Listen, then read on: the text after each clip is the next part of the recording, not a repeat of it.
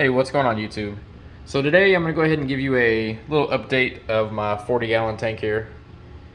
I think the last update was back in last year around September. I was dealing with some dino issues, and as you can see, pretty much conquered the dinos. I haven't had any dinos in I would probably safely say at least a month or two. I mean, they just kind of just up and disappeared. I mean, I know it didn't happen overnight, but one day I just noticed, I'm like, hey, I don't have dinos no more. So after about 2 years, maybe a little over 2 years of fighting them, they're finally gone. But yeah, so this is not really about that. This is just a update of how the tank's doing.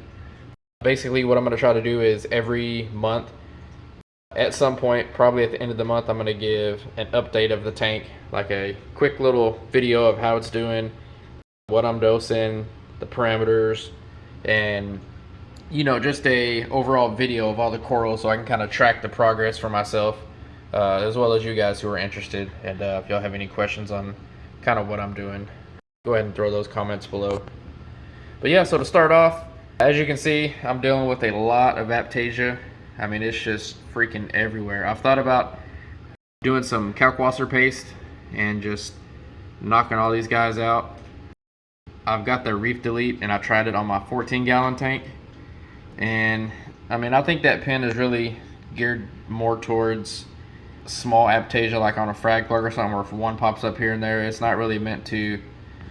Here, let me show you the backside. It's not really meant to tackle something like that. I mean, where it's like they're almost like freaking corals in here.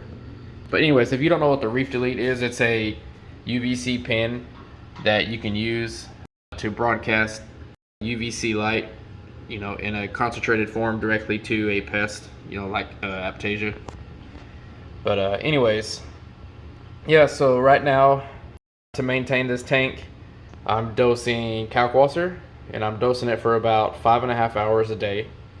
And I'm using the BRS pump, and I'm dosing probably about 350 to 400 mils. And yeah, I'll get to the Sump here in a minute. We'll go back to that. Right now, my parameters, temp, I keep it about 79 degrees. The salinity, 1.025. The pH just kind of fluctuates between 8.1 to 8.3. My alk, it kind of, it varies a little bit from 8.5 to 9, but I'll try to keep it as close as I can to 9.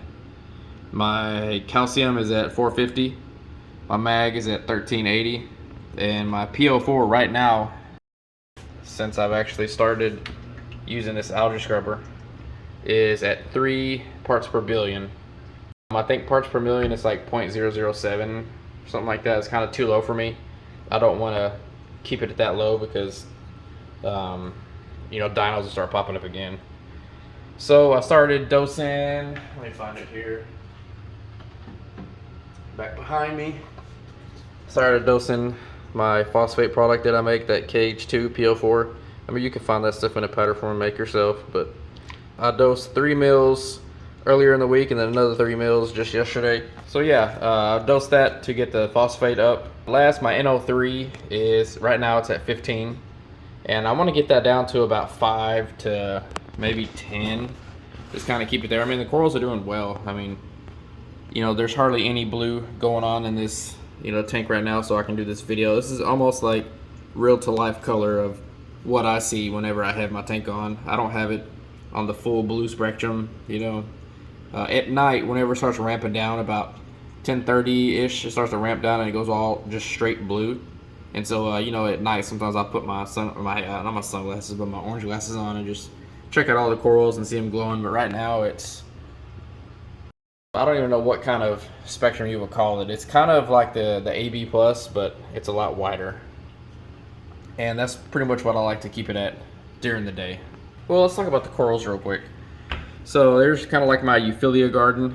I got a gold hammer, like a, this one right here is kind of like a light green hammer. Frog spawn back there, and then we got a torch. And then obviously the 2 clownfish that you see, those are my they're helmet Picassos. They're Nebula crossed with snow Cassos. So they're my full helmet Picasso clownfish. And I've got several Favias here. I've kind of grown to like these guys here in, you know, the recent years. So as you can see, they're kind of just spread out everywhere. There's one. So yeah, there it is right there. Kind of in the shadow right there. But John Deere, Cyphastria. I think that's a jack-o'-lantern, Leptoceras. I could be naming that wrong. There's a finger leather. When I got this thing, man, this thing was maybe like probably an inch, maybe just like one little tiny finger of it. Acans are doing pretty good. Blastos are doing all right. I mean, they're getting surrounded by Aptasia, so I need to do something with that. There's another Favia right there. And this guy right here is probably my favorite piece in this whole tank. It doesn't have a name. It's just it was a wild piece that was maricultured, and I picked that up at Aquashella. There's some red digitata right there. It's kind of being pissed off by all the Aptasia. Pretty much everything is. Some green digitata, just a orange money cap. It looks a lot orange in real life, but you know, with all this white light on, it's definitely not as vibrant. I forget this piece, that stick right up there in the front. I picked that up from Worldwide Corals, a auction they had going on. Right there, this piece, it's kind of RT, well, it's really STN. And I took this coral and I took it off the original frag plug it was on because it had a whole lot of algae, and you can kind of see some algae back there. But I took it off there and I glued it, and I think I got some glue actually on the coral, so that's why it looks like it's STN. And I mean, I probably did that about a month ago, so. Still doing all right. It should recover. And this guy right here, also the little bottom corallites, or whatever they are, whatever you call them. Those things have been growing like crazy here just the past month. I'm not sure if this is a green slimer or a staghorn. I just forgot the name, honestly. I don't really remember. I don't think it's a slimer. I think it's a staghorn, but could be wrong. So that's pretty much all the corals here. Yeah, and as you can see, there's this Coralline algae growing pretty much everywhere. I mean, there's some just on the base glass here. There's a lot back here. I mean, it is just growing like crazy all over the MP40s. Yeah, I think you can see that one as well. Look at that. I mean, it's just growing like crazy. So I guess my tank is pretty stable. Doing pretty good.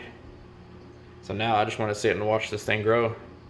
And another thing I forgot to mention is I got this random flow generator. I just 3D printed it. It's pretty cool. It's not really putting out a lot of flow like I thought it would. I mean, it is doing it randomly, but when I had just the regular kind of fitting on there was like a flared nozzle. Man, there was all kinds of flow up here, but with the RFG, it's just kind of, whatever. I guess because the nozzle's so wide open right there, but it's all right. It's pretty cool. Sometimes I'll actually catch my snail up in there cleaning all that stuff out of there. Looks like there's a limpet in there right now, if you can kind of see on the bottom. But yeah, let's go ahead and go down to the sump here. So first big thing you can see is I've got this algae scrubber. I've actually got this thing, oh man, probably about 3 or 4 years ago from a company named 3L2 Aquatics. I don't know if any of you guys now remember that company, but I don't think they're in business anymore. I'm not sure really what happened to that, but I think the guy just kind of went MIA, and I think he took a lot of people's money or something like that. I don't know, so you know, don't quote me on that, but I think something like that happened. So yeah, I started having a little bit of algae issues, which you can kind of see. Still have a little bit right there, but for the most part, the algae scrubber is doing a good job. I just harvested this algae yesterday. So some of that is just the remnants of what I cleaned yesterday. But that's doing a good job. It's definitely way oversized for this little tiny tank and sump. But hey, it is what it is. I'm just going to use it since I have it. Let's see what else we got. Yep, we got the 2 dosing pumps. I was going to do alkalinity and calcium. But then I started seeing recently a lot of videos, people talking about dosing Kalkwasser to kind of help raise your pH. And prior to dosing Kalkwasser, man, I think my pH was like 7, 9, like at the highest. So I went ahead and started dosing Kalkwasser, and man, I don't know why I never did this sooner. I mean, I've been in the hobby maybe going on 6 years roughly, and this is the first time I've ever dosing Kalkwasser. Yep, so I got pumps everywhere to kind of keep the flow going. That pump there is feeding the Algae Scrubber. Got another one right there, just to keep this chamber all nice and clean, which is not doing a very good job at it. So I need to check that out or change that a different direction. And I picked up this little media reactor. I'm running some BRS lignite carbon in there. Man, I like this little reactor. It's pretty nice. I want to say I paid like under 70 bucks for it or something like that. But you know, I initially bought it to run some bio pellets so I can keep my nitrates kind of on the low side. But then I just started running carbon through it, and I haven't messed with the bio pellets yet. But yeah, that's pretty much it for the sump here. Nothing really special, just a few changes going on here. Oh, speaking of the sump, let me show you something. So back in October, I bought these mangroves, and about a week or two ago, they actually started opening it up. So this is my first time I actually had mangroves, so that'd be pretty cool to watch these guys grow and get bigger and turn into little mini trees, hopefully. This tank was my old QT tank that I just kept some fish in, couple little clownfish, but now they graduated to other tanks, so this is just empty. I'm thinking of turning this into like a little macro algae or some kind of little tank, since I've got the mangroves in there already. I just don't really know yet what I'm gonna do with it, but yeah, I just thought I'd share that with you. I thought these things would never open, but they finally did. Oh yeah, and the apex board is still a freaking mess. I need to do something with this here. Still just kind of sitting on the side of the tank, not really doing nothing, but looking like a mess. But it's working. So yeah guys, that's pretty much the update.